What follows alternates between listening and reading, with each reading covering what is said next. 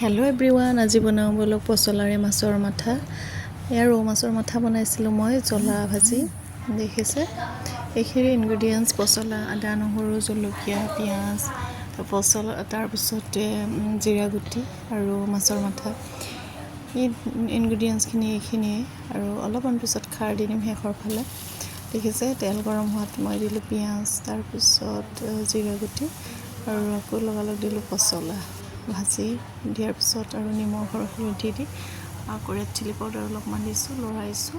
এয়া লৰাই ঢাকোন লগাই ভাজি আছোঁ আৰু অলপ সময় ভাজি সিজি যোৱাৰ পিছতে দিম মাছৰ মাথা। আৰু মাছৰ মাথা দিয়াৰ পিছত এইখিনি মছলাখিনিও এড কৰিছোঁ, লগতে আকৌ দিলোঁ জালুক, অলপমান দিছোঁ খাৰ শেষৰ ফালে, আৰু মাছৰ মূৰটো ভাঙি দিছোঁ ধুনীয়াকৈ।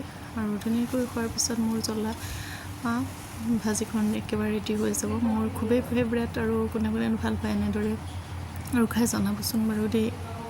এয়াই আজিৰ ৰেচিপি ভিডিঅ'টো কেনেকুৱা পালে জনাব। আজিলৈ আহিছোঁ, বাই বাই।